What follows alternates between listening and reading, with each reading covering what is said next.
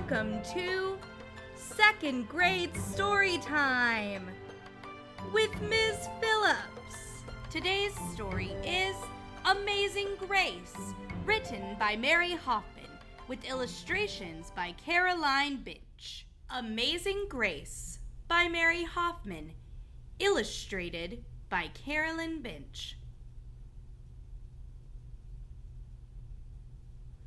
Grace was a girl who loved stories. She didn't mind if they were read to her, or told to her, or made up in her own head. She didn't care if they were from books, or movies, or out of Nana's long memory. Grace just loved stories. And after she had heard them, and sometimes while they were still going on, Grace would act them out. And she always gave herself the most exciting part. Grace went into battle as Joan of Arc and wove a wicked web as Anansi the spider. She hid inside the wooden horse at the gates of Troy. She went exploring for lost kingdoms. She sailed the 7 seas with a peg leg and a parrot. She was Aladdin, rubbing his magic lamp to make the genie appear, and Mowgli in the backyard jungle.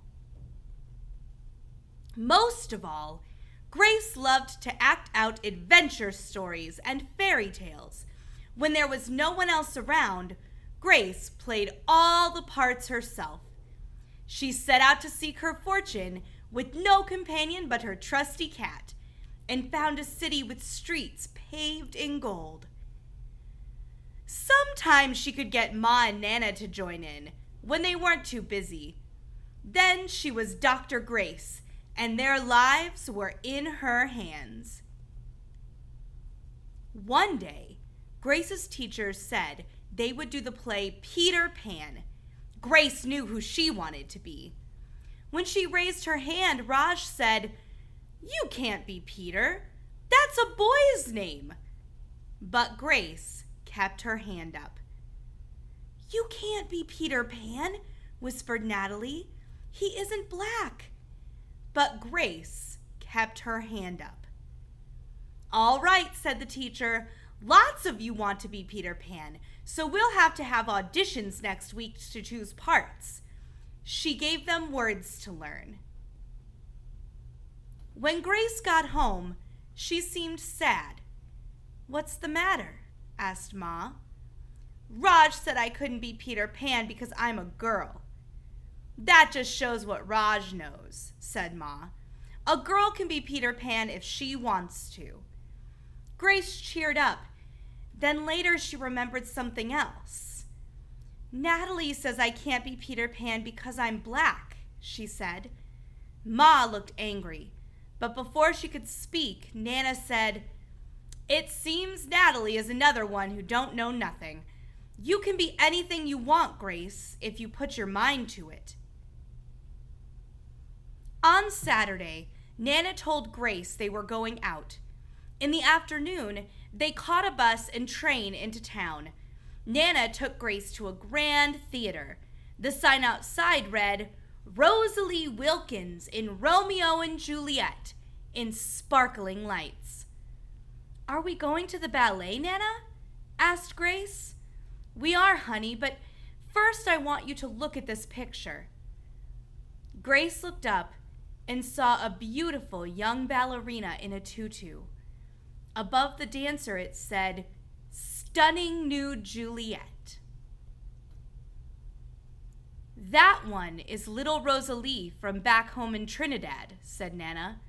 "Her granny and me, we grew up together on the island.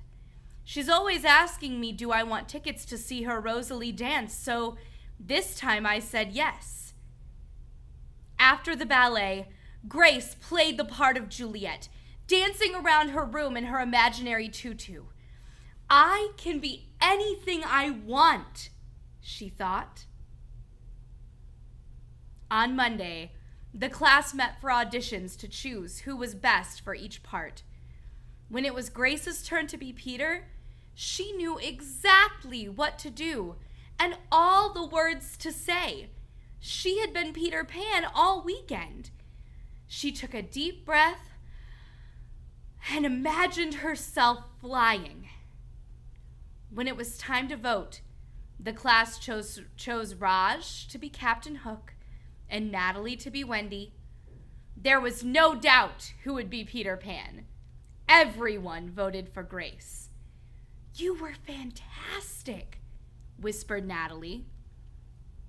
The play was a big success, and Grace was an amazing Peter Pan.